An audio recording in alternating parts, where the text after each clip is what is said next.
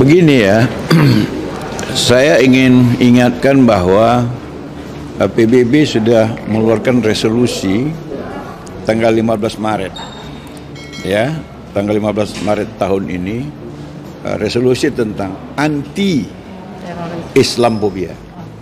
Jadi Islamophobia itu tidak boleh. Nah, kayaknya Indonesia kan justru sedang subur-suburnya melaksanakan politik Islamophobia. Nah, kalau ini bukan dari gerakan Islamophobia, pertanyaannya, benarkah gerakan khilafah ini sudah membahayakan NKRI? Seberapa besar pengaruhnya terhadap kedaulatan NKRI? Menurut saya banyak yang lebih berbahaya.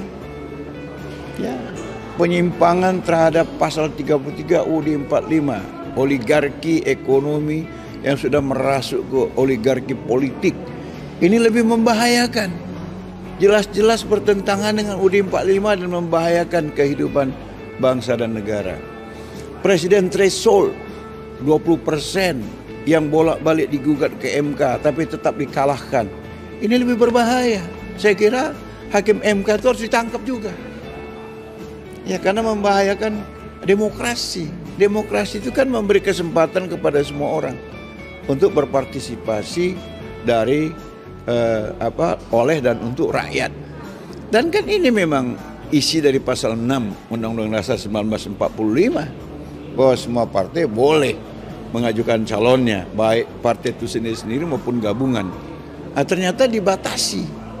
Nah, ini kan di judicial review berkali-kali. Ya, MK kan keliru sebenarnya. Ini juga membahayakan loh. Dan potensinya udah terasa. Karena oligarki kemudian sudah mengantongi tiket-tiket siapa yang bakal menjadi calon pemimpin Indonesia ke depan. Ini berbahaya. Tapi ini nggak ada sorotan apa-apa menurut saya. Malah aman-aman saja.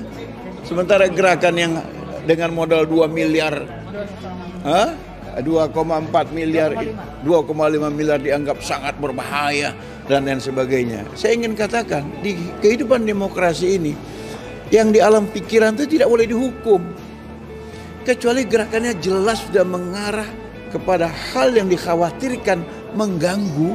Saya kira itu harus ditangkap. Ya, silakan organisasinya dilarang. Kan sama juga dengan HTI, dengan FPI. Oke ya, kalau memang itu dianggap salah. Tapi kemudian menangkap orangnya, divestivalisasi, seakan-akan ini membahayakan negara dan bangsa. Kita lihat aja orang yang ditangkap sudah sangat tua seperti itu. Tengok gedungnya seperti itu. Jaringannya juga hanya di Lampung dan sebagainya. Uangnya cuma 2,4 miliar. Aneh-aneh menurut saya penegakan hukum ini. Bagus ditegakkan hukum itu, periksa tuh kenapa Garuda bangkrut, ya, kenapa Pertamina bangkrut, kenapa PLN bangkrut, itu diperiksa. Pertanyaannya nih, yang dikhawatirkan apanya? Khilafah itu dalam pandangan Islam melaksanakan Islam dengan murni. Apa itu salah? Kaitannya dengan terorisme? Siapa bilang? Itu tadi Islamophobia, bahwa teroris is Islam, Islam is teroris. Itu udah ditinggalkan di luar negeri, sekarang ditumbuh-suburkan. Saya kira ini kemandekan berpikir dan mematikan demokrasi.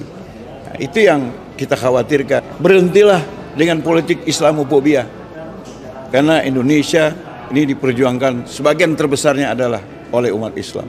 Di negara-negara yang minoritas Islam justru ada upaya yang begitu kuat dari pemerintahannya untuk menghapus Islamophobia.